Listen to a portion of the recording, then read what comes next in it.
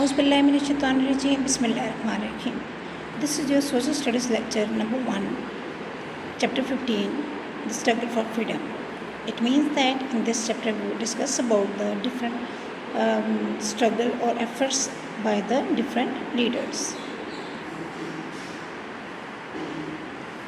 This chapter started from the event which was held in 1857, and that was a war which was started in 1858, and the name of the war was the First War of Independence, because that was started for the getting freedom from the British rule. That war was started in 1857. Muslims and Hindus both took part in this war. War of Independence ended in 1858. The reason behind that why both took part, because that war was not only because of single issue, but that was also because of some economic issues, some political issues, and also of religious issues. And if you remember that was a war which was started only because of the event which was of religious base, which prolonged the war at least of 1 year. War was ended with complete complete victory of British. People of subcontinent lose that war because of so real leaders. So means at that time there were very few leaders who can help the peoples that how to win the war. So that's why that war was not successful for the people of subcontinent.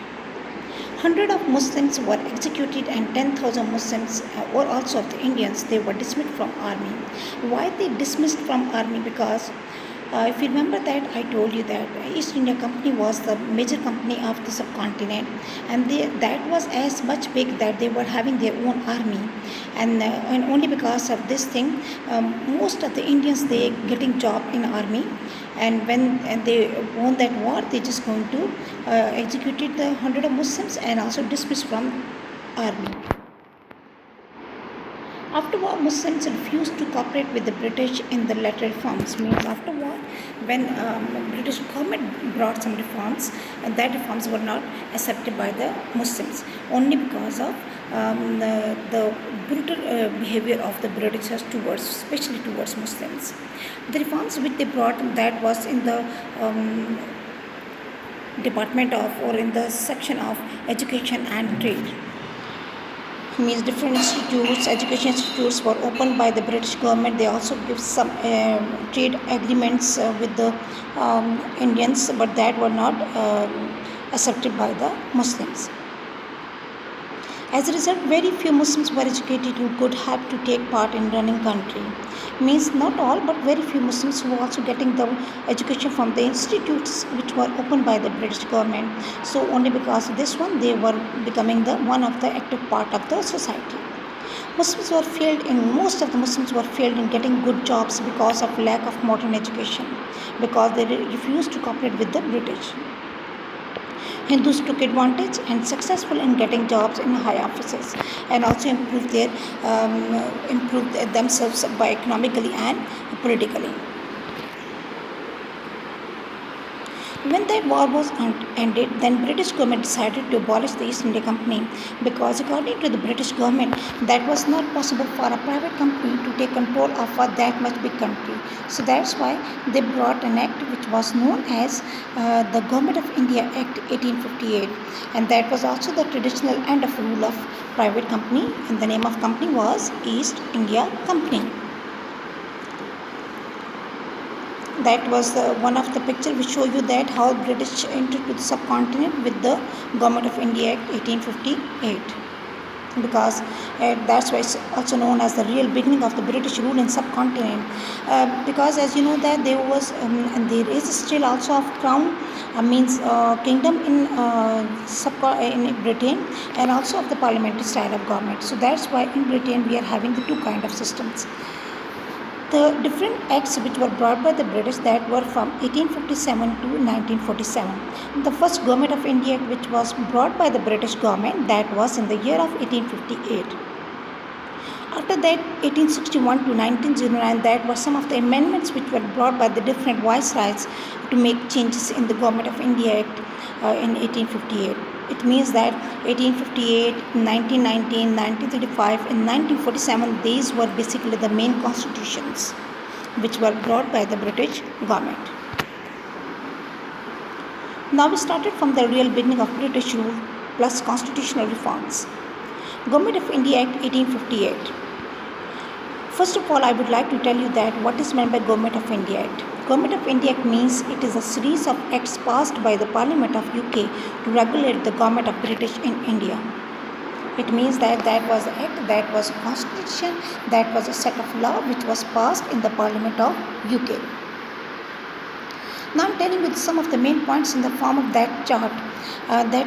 Government of India basically it was the main points, the abolishing of the company and then change the designation of the ruler of the country from Governor General of India by Viceroy, and the first Viceroy was Lord Canning, and abolished the dual kind of government like Board of Control and Court of Directions, and now all in all and solo authority will be in the hand of the Viceroy, and Secretary of State that came as a new designation here, and that was the first Secretary of State or SOS was Charles Wood. Now I am telling you in detail the points of the Government of India Act 1858. That is not the old Government of India Act, but some of the important points of your level which you have in your books. Number one, East India Company would be abolished. As I told you that was a private company, so they abolished that company. They abolishing the rule of the East India Company in India. And after that, subcontinent would be controlled by the British government. It means now no private company having the authority in India. Subcontinent would be ruled by a viceroy who will be living in India, and viceroy here means king or monarch. And I'm telling you another thing, that viceroy was the member of the Parliament of UK at that time, means one of the senior parliamentarian which was selected by the British Parliament. Viceroy would be selected from the Parliament of UK. As I told you before that, Viceroy had a legislative council of officials and selected British members to help ruler. Ruler here means Viceroy. Okay, that legislative council will be in India because that Viceroy will be living in India, that's why. And in that legislative basically means making of constitution. So it means that was a council who make the constitution, and that council was helped by also the British members, means no entry of the Indians. According to this act, 3 universities were opened in Bombay, Madras and Calcutta, means that were some of the education reforms which were brought by the British government. It means that is the real beginning, and now it's not the India, it's not the subcontinent, it was known as British India.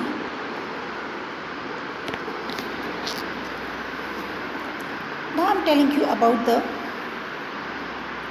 next amendment, means after the 1858 Act, amendment was made in the Constitution, and that was of Indian Councils Act 1861.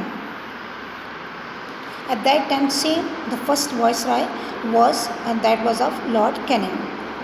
And that act, Indian Council Act of 1861, that was also known as the first step towards independence. Why? Because in this act, first time Indians were allowed to sit in the Viceroy's Legislative Council, and number of selected members would be 6. Out of 6 members, 1 will be of Muslim. It means that first time Indians are allowed to sit in the Viceroy's Legislative Council. So that's why it's very important to the Indians. Indians are limited to advice. Indian members were not elected but chosen by the British government. And you know that the members which were selected by the British government, they were just, means we can say that just for fulfill the formality, and just to show that now we are also inviting the Indians to sit in the Viceroy Legislative Council.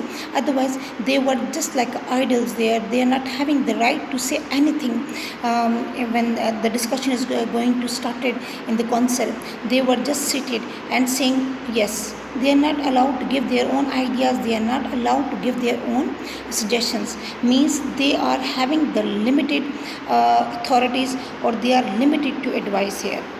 Indian members were not elected but chosen by the British government. As I told you, Indians were naturally, means the people who were the part of that Indian Legislative Council which were selected by the Viceroy, they were of princes, nobles and other senior people.